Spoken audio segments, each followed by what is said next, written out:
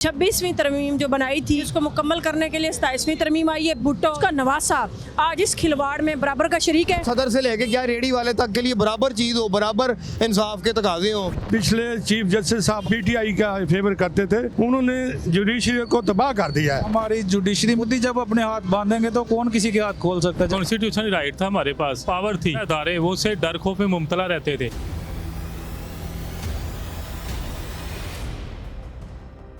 हुकूमत की जानिब से 27वीं आईनी तरमीम सेनेट से पास करवा ली गई है। इस हवाले से वकला क्या कहते हैं ये जानने के लिए मैं इस वक्त मौजूद हूँ लाहौर की सिविल कोर्ट के बाहर। मैम, जो हुकूमत की जानिब से 27वीं आईनी तरमीम की गई है, इस हवाले से आपका क्या मौक़िफ़ है? अब ये देखिए कि ये हुकूमत, आपने कहा हुकूमत की तरफ से, और हुकूमत क्या जो फॉर्म 47 के थ्रू बनी है, जिसने पाकिस्तान के 25 करोड़ आवाम का मैंडेट चोरी किया है, उसको आप हुकूमत समझते हैं? मैं उसको हुकूमत नहीं समझती हूँ। दूसरी बात यह है कि आपका कॉन्स्टिट्यूशन एक लीगल डॉक्यूमेंट है और कॉन्ट्रैक्ट है between people and government state.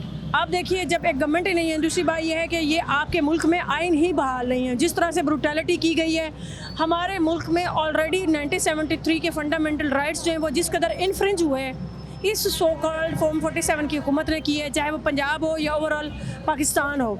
आपके फंडामेंटल राइट्स में जिसमें चार दीवारी इस्तेमाल की गई, आपको पॉलिटिक्स का हक आपका कॉन्स्टिट्यूशन देता है, आपको एजुटेशन प्रोटेस्ट का राइट आपकी कॉन्स्टिट्यूशन कर रहा है। क्या हमारे कॉन्स्टिट्यूशन में हमारे सबसे ज़्यादा अहम फोकस जमहूरियत में जमहूर अवाम होते हैं, क्या उनके फंडामेंटल राइट्स प्रोटेक्ट हैं? इक्वल एजुकेशन दे रहे हैं उनको, इक्वल स्टैंडर्ड ऑफ लाइफ दे रहे हैं? नहीं दे रहे हैं। वो कह रहे हैं 28वीं तरमीम भी लेके आएंगे ना, राना साहब ने कहा। देखिए, 26वीं गैर आईनी तरमीम जिस तरह से लाई गई, आपके सेनेटर्स को उठाया गया, आपके एमएनएस को गायब किया गया, उसी तरह से जो अनफोल्ड बिजनेस था 26वीं तरमीम जो बनाई थी, जो बाकियात थी, उसको मुकम्मल करने के लिए 27वीं तरमीम आई है। बेसिकली ये अपने एक्शन को प्रोटेक्शन दे रहे हैं। आपके हिसाब से जो आपने बात की है, अब आर्टिकल 6 किस किस के ऊपर लगना चाहिए? देखिए, मैं ये समझती हूँ आर्टिकल 6 किस किस पे लगना चाहिए।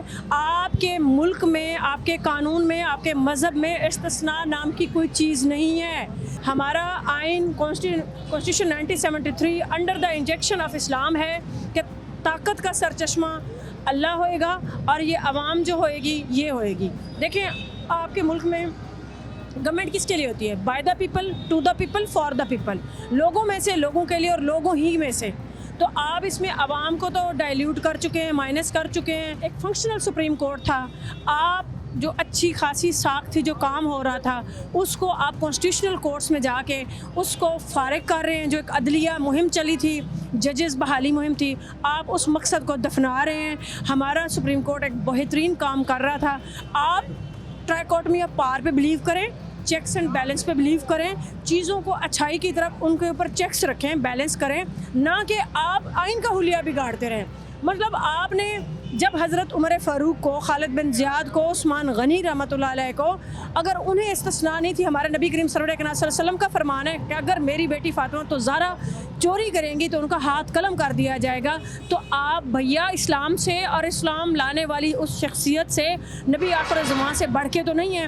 इन्होंने यही सोच रखा है कि हमने सारी ज़िंदगी ज़िंदा रहना है, और इनको ये भी पता नहीं है एक वक्त का फ़िरौन था, उसे भी मौत आई थी, वो भी नेस्तो नाबूद हुआ था। पाकिस्तान के आइन आपका एक लीगल डॉक्यूमेंट है, उसके साथ छेड़छाड़ कर रहे हैं। ना सिर्फ आप अपने मुल्क में, इंटरनेशनल लेवल पे आप अपने आप को डिफेम कर रहे हैं। अच्छा, लास्ट में मुझे मैम ये बताइएगा कि जस्टिस अतर मिनुल्लाह साहब ने और जस्टिस मंसूर अली शाह साहब ने चीफ जस्टिस को ख़त भी लिखा कि इसके ऊपर जो है नज़रसानी की जाए, इसके ऊपर बात। देखिए, चीज़ें जब आपकी हो जाती है उसमें नज़रसानी क्या होता है? देखिए, एक बंदा, वो कहते हैं ना, चोर आया चोर आया चोर आया, जब आपके घर में आके वो सर को लेके चला जाए, आप सिर्फ आवाज़ उठाते रहें। आवाज़ नहीं उठाना, ये टाइम है, it's time to wake up, to stand the 25 crore people of Pakistan, to stand with the dignity of Pakistan. आपने जैसे being student of law, being lawyer, हम कस्टोडियन हैं अपने आइन के, तो हम तो इस गैर आइनी तरमीम के ख़िलाफ़ हैं और इसको कंडेम्ड करते हैं। जी। अच्छा, इसका हल क्या है? अब आइन तो देखिए, इसका कोई हल नहीं है। ये अब 26वीं तरमीम लाए हैं, फिर 27वीं लाए हैं, फिर 28वीं लाएंगे। इंशाल्लाह ये ख़ुद भी नेस्तो नाबूद होंगे। और वो भुट्टो जिसने आपके मुल्क के 2 टुकड़े कराए थे, लेकिन उसने आइन दिया था और उसने ID कार्ड दिया था, उसका नवासा आज इस खिलवाड़ में बराबर का शरीक है, और आने वाले दौर में उसको स्याहबाब के तौर पर याद रखा जाएगा। वो मिसाल बनी है ना, सुंजियाँ गलियाँ हो जान तो यार विच कल्ला मिर्ज़ा फिरे, कि ये जो मर्ज़ी करें, आज के बाद ये किसी को कत्ल भी कर दें, जो मर्ज़ी करें, हमें कोई ना पूछे। अल्लाह के नबी सल्लल्लाहु अलैहि वसल्लम खुतबा हज्जतुल वदा आखिरी टाइम उन्होंने अपनी पिंडली मुबारक से अपना तमीज़ उठा दी और सब सहाबा को दावत दी कि अगर मेरी तरफ से कोई किसी के साथ ज़्यादती हुई ज़िंदगी में तो मैं मुझसे बदला ले ले, मैं हाज़िर हूँ। सहाबा देख के हैरान के यार रसूलुल्लाह, अल्लाह के नबी ये क्या बात कर रहे हैं। मतलब क्या था, वो हमें सिखाना था कि आप क्या नाउज़ुबिल्लाह नबी पैगम्बरों से, अल्लाह के नबी सल्लल्लाहु अलैहि वसल्लम से भी ज़्यादा हो गए हैं। ये चीज़ पे हमें सबसे ज़्यादा तकलीफ हुई है। बाकी जो मर्जी दुनियावी तकाजे करते फिरे हैं। सदर या गवर्नर है, उनको इस्तिस्ना पहले ही हासिल था, ठीक है ना, जब तक वो उस डेजिग्नेशन के ऊपर रहते हैं, ठीक है ना। अब अगर बढ़ा दिया गया तो इससे कुछ ज़्यादा फ़र्क पड़ेगा या नहीं? सर देखें, मैं ये समझता हूँ कि ये जो इस्तिस्ना वाली चीज़ है ना, चलो सियासी बेस से अगर देखा जाए ये किसी हद तक अच्छा लगता है। अब वो जो भी अंदर के मामलात हैं वो हाँ एक आम बंदा नहीं समझता, लेकिन आप ये कहें कि जी सारा चीज़ों को हमारे ज़ेरे साया रहे, हम जो मर्ज़ी करें, हम दूसरे को पूछें, हमें कोई ना पूछे, ये थीम हमारा ये चीज़ गलत है। सबके लिए एक जैसी हो ना, क्या सदर से लेके क्या रेडी वाले तक के लिए बराबर चीज़ हो, बराबर इंसाफ के तकाजे हो, तो कोई मसला नहीं किसी को। एक्चुअली इसकी रिक्वायरमेंट थी, इसलिए कि सारे केसेस जो थे वो सियासी सुने जा रहे थे सुप्रीम कोर्ट में, और दूसरे जो आम पब्लिक थी उसका कोई टाइम नहीं आ रहा था, और ना ही वो 2, 3, 4 सालों से पेंडिंग पड़े हुए थे। लिहाजा गवर्नमेंट ने ये बहुत अच्छा इक़दाम किया है और 27वीं आईनी तरमीम करके उसने ये जो आम लिटिगेशन है उसको फ़ायदा पहुँचाया है, और जो सियासी केस है उनको अलहदा सेपरेट कर दिया है ताकि आवाम को सस्ता और अच्छा और फौरी इंसाफ मिले। 27वीं आईनी तरमीम में जुडिशरी के इख्तियारात भी थोड़े से कम किए गए हैं। सो मोटो जो एक्शन था, एक्सक्यूज नोटिस जो चीफ जस्टिस साहब की तरफ से लिया जाता था, उसको भी ख़त्म किया गया है। उसके अलावा जो अपॉइंटमेंट है जजेस की, उस हवाले से भी जो इख्तियारात हैं वो हुकूमत ने अपने पास रख ली। वफाकी अदालत बनेगी, उसके ज़रिए वो मामला चलेगा। तो इस हवाले से आप कहेंगे कि जुडिशरी पर इसका कोई असर पड़ेगा या नहीं? भाई अब सामीन से मैं कहना चाहता हूँ, जो पिछले चीफ जस्टिस साहब आए हैं 2, 3, 4 जो सिर्फ पीटीआई का फेवर करते थे, उन्होंने जुडिशरी को तबाह कर दिया है जी। वो वजह यह है कि जो जुडिशरी काम है उसका काम सियासी पार्टी के किसी के साथ मिलना नहीं होता, उनका काम है इंसाफ करना। और यहाँ जुडिशरी जो है थी, जस्टिस साकम नसार वगैरह वर्गे, उन्होंने अदालत में बैठ के सियासी बातें करते थे जो कि आम आदमी के लिए नुकसानदेह थे। उनका काम इंसाफ करना था, उनका ना कि ये काम होता था कि वो कभी अस्पताल का दौरा कर रहे हैं, कभी उनका काम था अदालत में बैठते और इंसाफ देते लोगों को। जो उनके पास पटिशन लेके आता उसको इंसाफ देते और उनसे सही जो साइल है उसको इंसाफ मिलता। यहाँ तो सिर्फ इमरान खान के लिए बैठे थे और जो मुक़्तदर थे वो उनसे जो काम कहते थे वो करते रहे हैं। अच्छा, क्या आपको नहीं लगता कि ये जो अब मौजूदा हुकूमत है ये भी चीज़ें अपनी फेवर में कर रही है, आने वाले दौर में इसका नुकसान होगा या नहीं? नहीं, ये अपनी फेवर में नहीं करा दी। जैसे आप कहते हैं 27वीं तरमीम इसलिए है कि इंसाफ के लिए जजेस को बाइफरकेट किया गया है। जो आदमी दो जजेस हैं, एक तो जुडिशरी है, दूसरा आईनी है। जो जुडिशरी है उसका काम है सिर्फ आम पब्लिक के केस में, जो आईनी अदालत है उसका में आइन का जो पेचीदगी है वो दूर करने के लिए, ताकि आम पब्लिक सफ़र ना हो। इसमें हर्ज भी क्या है? आपका काम है इंसाफ देना, चाहे कोई भी आए। सिर्फ इमरान खान को इंसाफ नहीं है, आम पब्लिक को मिलना चाहिए। ये हमारा मौक़िफ़ है। अच्छा, मुझे बताइएगा जो सदारती इस्तिस्ना की मुद्दत बढ़ाई गई है, यानी कि जो सदर होंगे वो ताहयात उनके ऊपर केसेस नहीं बन सकते, किसी किस्म का मुकदमा नहीं होगा, तो इस हवाले से आप कहेंगे कि क्या ये दुरुस्त इक़दाम हुआ या नहीं? नहीं, ये तो मैं कहता हूँ ये तो मतलब एक्स्ट्रा ऑर्डनरी उन्होंने कर दिया। लेकिन हर आदमी है ना वो अदालत के सामने, इंसाफ के सामने जवाबदेह है। हाँ जी, अल्लाह के सामने भी जवाबदेह है, पब्लिक के सामने भी जवाबदेह है। वो हर एक को चाहिए कि अपना जवाब यहाँ से तो छूट जाएगा, लेकिन अल्लाह की अदालत में तो उसको जवाब देना है। जो उसने काम गलत किए हैं वो तो जवाब देना ही पड़ेगा।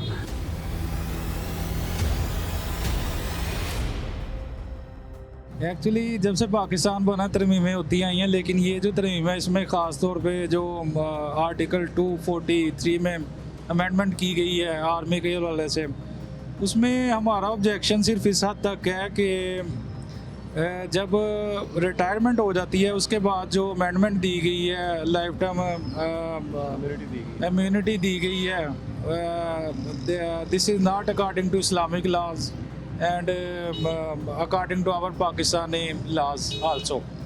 और ये नहीं होनी चाहिए थी, क्योंकि शरीयत भी हमारी इसकी इजाज़त देती। आर्टिकल 1 जो है हमारा आइन का, वो भी इसकी इजाज़त नहीं देता, क्योंकि हमारा कोई भी कानून जो है वो पाकिस्तान का इस्लाम और की रूह से जो ना हो वो नहीं असेंबली बना सकती।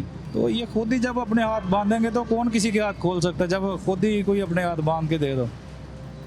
ये आप किसको कहना चाह रहे हैं ये मतलब हमारी जुडिशरी में भी कुछ लोग होते हैं, वो शुरू से ही अब नहीं है, अभी भी होंगे, नेक्स्ट भी आएंगे। हर जगह अच्छे और बुरे लोग मौजूद होते हैं। अच्छे और बुरे लोग? हाँ जी। यानी कि आप ये कहना चाह रहे हैं कि जो सुप्रीम कोर्ट के कुछ जजेस हैं या चीफ जस्टिस साहब हैं, उनको इसके ऊपर नज़रसानी करनी चाहिए? हाँ जी, नज़रसानी जो भी गैर कानूनी इकदाम हो उस पर नज़रसानी करनी चाहिए। और वो जितने भी जगह अल्लाह पाक ने उनको अता की हुई है, जहाँ जहाँ बिठाया है, उनको अपना बेस्ट देना चाहिए पाकिस्तान के लिए, क्योंकि वो पाकिस्तान से सारा कुछ ले रहे हैं, अवाम के पैसों से पाल रहे हैं सारे। अच्छा, लास्ट में अगर आपको कोई पैगाम देना चाहिए जुडिशरी के बिहाफ के ऊपर गवर्नमेंट को? नहीं जी, जुडिशरी खुद ही पैगाम दे सकती है, मैं तो अपने बिहाफ पे दे सकता हूँ, वो मैंने दे दी हैं। हाँ जी, मैं तो जुडिशरी नहीं हूँ। आपको वकील तो है ना, आपको मैं एज ए वकील कह सकता हूँ कि गुजारिश है कि सारे जो हमारे मुख्तदिर लोग हैं उनको भी चाहिए कि हमारे अवाम का ख्याल करें, उनके लिए कानून साजी करें, और अदालतों को भी चाहिए इंसाफ फराहम करें। बस यही हम रिक्वेस्ट कर सकते हैं, बाकी हम तो सुबह से शाम तक लगे होते हैं। ठीक है, चलो बहुत थैंक यू।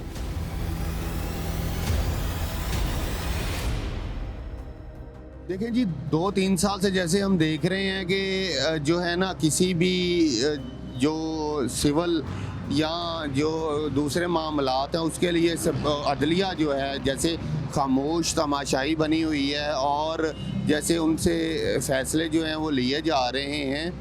अब तो 27वीं आइन जो आइनी तरमीम जो है उसका मसवदा तैयार किया जा रहा है और उसे पास करवाया जा रहा है। उसमें तो सुप्रीम कोर्ट को बिल्कुल जो है ना वो पावरलेस कर दिया कि आइनी अदालत रही नहीं, वो आइनी अदालत का एक नया कॉन्सेप्ट दे दिया कि ना आइनी अदालत एक सेपरेट होगी और उसके जजेस जो हैं वो सिर्फ आइनी केसेस जो है ना वो सुन सकेंगे।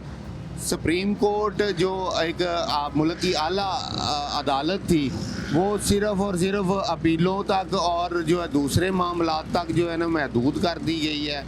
ये भी 1973 के आइन के बिल्कुल मुनाफी है। मैं तो चाहता हूँ कि सो मोटो की इख्तियार जो है चीफ जस्टिस को दिए गए थे वो प्योरली सिविलियंस के राइट को प्रोटेक्ट करने के लिए जो है ना वो दिए गए थे। ठीक है, ये कतन किसी को जो है ना स्ट्रेंथन करने के लिए नहीं दिए गए थे। ठीक है, और वो रहने चाहिए और उन पे जो है ना सिविलियन सुप्रीमेसी के लिए ही जो है ना वो अमल होना चाहिए। साकिब निसार साहब ने भी बहुत सारे सो मोटो एक्शंस लिए, उन जगहों पर भी गए जहाँ पर हुकूमत को जाना चाहिए था, तो क्या वो तासुर ठीक गया था? क्या हुकूमत ने उस वजह से तो चेंजिंग नहीं की है वाली? देखें, किसी हद तक चीफ जस्टिस साहब पे ज़्यादा एतराज़ यही आया था कि वो अपनी सीट से उठ के जो है जाके इंक्वायर करते थे मामलात। ये आई थिंक जो है ना वो उन्होंने जो है अपने इख्तियारात से तजावज़ किया, क्योंकि वो चीफ जस्टिस हैं, वो किसी को भी बुला के किसी से भी रिपोर्ट और किसी के अदारे से भी इंक्वायरी जो है ना वो करवा सकते हैं चीज़ें। और किसी भी चीफ जस्टिस का ऐसे जो है ना खुलेआम हॉस्पिटलों में और दूसरे अदारों में जाके और वहाँ पे जो है ना खुद इंक्वायर करना, खुद चीज़ें जो है ना वो करना, तो आई थिंक मुनासिब नहीं है। आइनी अदालत का मजाक ही हो गया ना। एक कॉन्स्टिट्यूशनल राइट था हमारे पास, एक सुप्रीम कोर्ट का पावर थी, उससे हुकूमत ये थे ना अदारे, वो उससे डर खौफ में मुब्तला रहते थे। अब ये डर खौफ में मुब्तला नहीं रहेंगे, अपनी मर्ज़ी से काम करते रहेंगे। उन्होंने अपने बचाव किया है, और ये तरमीम में अवामी राय भी लेनी चाहिए थी। ये एक सिर्फ इनकी इदारों की मर्ज़ी के साथ नहीं होना चाहिए था। हुकूमत सिर्फ अपनी मर्ज़ी से कर रही है, हुकूमत अपनी मिसयूज़ पावर कर रही है। मैं ये समझता हूँ हुकूमत अपनी मिसयूज़ पावर से सारे मामलात को ना अपनी तरफ कर रही है कि उनको कोई सुप्रीम कोर्ट का डर को भी ख़त्म हो जाएगा। वज़ीर आज़म तो पहले ही उनका अपना होता है, तो ये मेरे ख्याल से सुप्रीम कोर्ट पर ये पावर रहनी चाहिए थी। ये चेक एंड बैलेंस था, ये गवर्नमेंट के ऊपर अब ये ख़त्म कर दिया। ये एक नाइंसाफ़ी हो रही है। मैं ये कहता हूँ कि एक अवामी कोई ना कोई इनको कोई लेटर बॉक्स या कोई ना कोई ऐसा कोई बनाना चाहिए एक प्लेटफॉर्म कि अवामी राय ले जाइए, फिर आपको तरमीम करनी चाहिए। अवामी अक्सर तरह है ना 90% इसके बारे में ना इल्म है कि ये 27वीं तरमीम होती क्या है, क्योंकि हमारा ज़्यादातर तबका ना अनपढ़ है, उनको पता ही नहीं है कि ये 27वीं तरमीम किस लिए है। तो मेरा तो मशवरा ये है कि पहले एक अवामी राय लेना बड़ा ज़रूरी है। अक्सर तरह से ठीक नहीं हुई, कई तो कानून का खिलवाड़ा बना रहे हैं, कानून के तहत कोई भी काम नहीं कर रहे, मन मर्जी के फैसले कर रहे हैं। ना अपोजिशन को इन्होंने एतमाद में लिया है, ना किसी को लिया है, और बगैर बहस किए और ख़ुद ही पास करवा लिए। पहले पास करवा लेते हैं, फिर उसे पेश करते हैं। अच्छा, इसमें जो सदर साहब को ताहयात इस्तिस्ना दिया गया, इस हवाले से आप क्या कहेंगे? इस्लाम में किसी को इस्तिस्ना हासिल नहीं है। हज़रत उमर फ़ारूक जो हैं उन्होंने कभी इस्तिस्ना नहीं लिया। किसी इस्लामी लीडर या खलीफा ने कोई इस्तिस्ना नहीं लिया। ये तो अपने आप को गुनाह करके और बचाने वाली बातें हैं। लेकिन हम देखें अगर तो हमारे निज़ाम के अंदर सियासतदानों के ऊपर झूठे मुकदमात भी बनते रहे हैं। जी। कौन से जरदारी साहब की अगर हम बात करें तो उन्होंने 18 साल जेल में भी गुजारे हैं। तो आप क्या कहेंगे, क्या ये उनको सही राइट नहीं दिया गया कि वो झूठे मुकदमात उनके ऊपर ना बन सकें? झूठे मुकदमात अगर बनते हैं तो अदालतों से रिलीफ मिल जाता है, झूठे मुकदमात ख़त्म हो जाते हैं। उसका एक तरीक़ेकार है, अगर किसी के पास हो तो झूठे मुकदमे बनते हैं, और लोगों के भी बनते हैं, इस्लाम में भी बने हैं लोगों के, लेकिन अपने आप को सरखुर करते हैं लोग। ये नहीं कि अपने आप को कानून से बालातर कर लें, जी हमारे ऊपर कोई कानून ही लागू नहीं होता, हम कुल्लुहुम हैं, जो भी हैं, हम जो मर्जी कर लें, हमें कोई पूछने वाला नहीं। ये नहीं होना चाहिए।